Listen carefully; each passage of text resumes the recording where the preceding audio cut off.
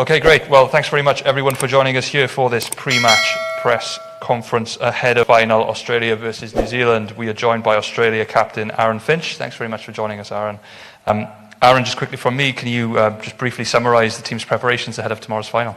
Yeah, we had a really good day off after the semi-final against Pakistan, and then an optional training session today, which most guys turned up to. But yeah, it's been really good. The boys have been on a high and can't wait for tomorrow. Great. Of course, Australia haven't yet won the ICC Men's T20 World Cup. How determined are you and the team at changing those fortunes tomorrow? Yeah, absolutely. It's one that's eluded us in the past, and the fact that we're here in the final gives us the best opportunity to rectify that. Yeah, I think it'll be a great game against New Zealand. They're a great side. They've been in all the finals over the last 6 years, so yeah, looking forward to it. Great. And if you can just give us an idea of what would be your highlights from the tournament thus far? Well, I think the spirit amongst the team. Obviously, we came here, a lot of people had written us off from the start, so it's been really impressive the way that we've gone about our business. Everyone's prepared really well. Everyone's had a really defining match-defining performance at some point. So the guys are really, really up and about for tomorrow. Brilliant. Thanks very much. I don't think we have any more questions in the room, so I'll just hand over for questions on Zoom. Sure. Vishesh Roy. Hi Aaron, I just wanted to ask you that many people had written you off after the series losses against Bangladesh and West Indies. So how fulfilling is it to reach the final and have a chance of winning the title that has eluded in the past? Yeah, like you said, everyone had written us off, but we had a real lot of confidence within. We're really confident in the way that we were preparing, the way that our strategy was coming together. So, yeah, I think it hasn't defied expectation. I think we came here with a really clear plan to win the tournament, and we still feel as though we've got the squad to do that. Aaron, my follow-up would be that in the last game against Pakistan, Pat Cummins bowled over at the death where he conceded just 3 runs. Do you think he goes a bit under the radar as Mitchell Starc is renowned for his jet bowling skills? Yeah, I think Pat's been fantastic right throughout the innings. He's bowled some really crucial overs in the power play and through the middle. And like we saw last game, that 19th over to bowl to just go for 3, I think was so impressive. So our whole bowling unit have been really impressive all the way through. I think the way that Maxi and Mitch Marsh have contributed with Marcus Stoinis, who hasn't had much of an opportunity with the ball, but the way that they've shared the fifth bowler responsibilities has been fantastic. So yeah, been really pleased with all our bowling attack. Thanks, Aaron. Best of luck for the finals. Thanks. Thank you. We'll just go with one question at a time, guys. If you have a second question, jump to the back of the queue and we'll try to get to you if we can. We'll go to Shamik. Hi, Aaron. Good luck for the game. Just one thing, the way the team performed in the semi-final, pulled it off through Stoinis and Matthew Wade is brilliant. But going into the final, do you think Steve Smith's form is a concern going into the final? He hasn't scored many in this tournament. No, I'm not concerned one bit about his form. He's a world-class player. He's someone who, in big games, has showed how valuable he is. He's been hitting the ball as well as I've seen for a long time, so no concerns there whatsoever. Salman Khan.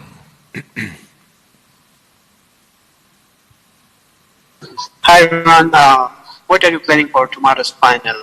What about the playing 11? Will play with the same combination or any changes expected in the team? We'll keep that under wraps until tomorrow. Cricket and more. So the toss factor has been massive in Dubai. Will you guys change your batting approach if you end up batting first? Oh, I think at some point, I said it a couple of weeks ago, I think if you're batting first, at some point in the tournament you're going to have to win a game batting first. So obviously the trend of the tournament and the trend of the IPL leading into this was that chasing was the way to go. But yeah, I'm not too fussed what we have to do first tomorrow. I think in the last game I was hoping to lose the toss actually, because I would have batted first. Well, no, I wouldn't have minded batting first, but the fact that I won the toss, we're always going to bowl. But that's just one of those things. I think if you can put a decent enough score on the board, then you're going to put a lot of pressure on the opposition, even chasing. Anuj Mishra. Aaron, looking at the heroics of Matthew Wade, can we see him up the order to fully utilize his batting abilities in the final showdown? Yeah, potentially. We talked about it the other day, the possibility of Matt going in a little bit further up the order, especially with Shadab still having a couple overs to go, but we decided to hold him back towards the end, and it paid off there. So he's someone who's really versatile in our order. We've seen him open the batting, bat at 3, and now he's down at 7. So he provides a huge amount of flexibility for our team. Matt Roller. Hi Aaron, could I ask you to talk us through the response to the England game and I guess specifically the days between that loss and the Bangladesh game? I think you took a couple of days off from training, but what were the sort of conversations around that and the response to it? Yeah, we were disappointed. Obviously, we didn't put in our best performance, but to have a couple of days off and for the guys to regroup on what had been a really, I suppose, gruelling first couple of weeks of the tournament where we turned up, had some quarantine and then trained really hard in the lead into the tournament. So to have the ability to mentally and physically freshen up for a couple of days was important. But what we did talk about during that time was staying really committed to being aggressive. We felt as though in that game we were probably just a little bit timid and got outplayed in the power play by Wokes in particular, who got England off to a good start. So it was just about staying really aggressive. Understanding this format of the game, that when you're up against a great opposition, that they don't always allow you big opportunities to get into the game, and whether it's bat or ball, you have to really find a small edge at some point and try and drive that advantage home. And I think every team plays it very similar. So we just reiterated that was how we wanted to go about it and committed to playing that way. Navneet. Aaron, what does the Australia-New Zealand rivalry mean to you and the team, and what makes this rivalry so special? Oh, I think both teams have got a great history in cricket, but not just cricket, but as neighbours, so to speak, down under. It's a great relationship. We play quite a bit against New Zealand now, and we always have great battles, regardless of the format. And yeah, it's bloody exciting to be playing against New Zealand. They're a great team and led super by Kane Williamson. So it's just one of those things that both teams seem to have found their way into each other's path along the way in some tournaments. So yeah, it's really exciting. Shubham. Yeah. Hi Skipper. So my question is to you is that in the crunch moment and the nail biting moments, like all the spectators and we media person used to bite the I just nails. missed the start of that question. I just missed the start. Yeah, my question is to you, Skippers, that in the crunch moment and the nail biting moments, we the spectators and the media person also start biting the nails, like in the tough situations. So is the same with you as well? Like a real nail bite. I think he's asking if you were nervous at all in those crunch moments. Oh yeah, absolutely. There's a few nerves there, no doubt. I think we wouldn't be human if that wasn't the case. It was a tense game, and the fact that we're on the right end of it was obviously very exciting. But that's probably been the change in our approach to T20 cricket in this series. We've gone in with 7 specialist batters for that reason. That if you do have a slight hiccup, we've still got a lot of power and a lot of experience down the bottom of the order. So we carry a lot of confidence with the makeup of that team as well. Matthew Henry. Thank you. Hi Aaron. This is being billed as a final between 2 unexpected teams, I guess, 2 expected finalists. Would you agree with that? And does it add any more or even take pressure away, given that? Well, no, it's not unexpected. Like I said, we came here with a clear plan to try and win this tournament. We always felt as though we've got the depth of the squad and the quality in our squad to put ourselves in a position to do that. And New Zealand, they've been in every final for a long time now in ICC events. So they're a great team over all 3 formats of the game. They're a team that can never be underestimated, but maybe people on the outside do. Certainly inside we don't. They've got firepower, they've got experience, they've got class. So no, I'm not surprised one bit. Vinayak. Hello Aaron, this is Vinayak from Scroll.in. My question to you is about the possibility of being the first male Australian team to win the World Cup. As a captain, is that something that you ask your team to embrace the occasion, or you say ignore the occasion and treat it another game? And on a lighter note, have you had a chat with Meg Lanning, about being here and doing it at the biggest stage? No, I haven't chatted to Meg, unfortunately. What was the first part of the question?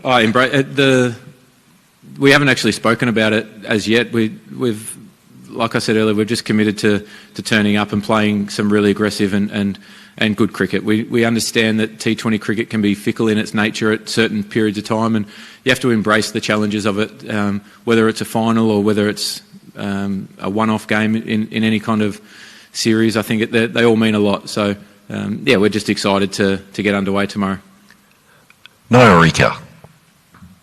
Good evening, Skipper. First of all, good luck for tomorrow's finale. My question for you is, have you identified any main threats in the New Zealand lineup in terms of batting as well as bowling? I think the New Zealand side, they've got a huge amount of quality and they've showed that over a long period of time now. I think they've been the best power play performing team with the ball in this tournament, so that's going to be a challenge. They've got obviously Darren Mitchell, who played a great knock in the last game against England, Martin Guptill, class and power, and then you've got Kane Williamson, who's all class as well as a top three. So they've got match winners right throughout their innings, and with the bat and ball, Ish Sodhi and Mitch Santner have showed their class in the past as well. So yeah, that's a game between two sides that are really similarly matched, I think, and it'll be a great game. Adris Malik. Skipper, good luck for you, and definitely there is between both the teams there is a good balance, and you are analyzing good. What do you think? Who is the trump card for your team for the final? Adam Zampa or someone else? I think that, like I said before, at some point throughout the tournament, everyone in our 11 has had a match-winning contribution, which has been really impressive. So I don't think it's down to one person. I think in a big game you need everyone to chip in their part, and that's a part of the pressure of a final. And if it's your day as an individual, it's trying to maximise that and going as big as you can. So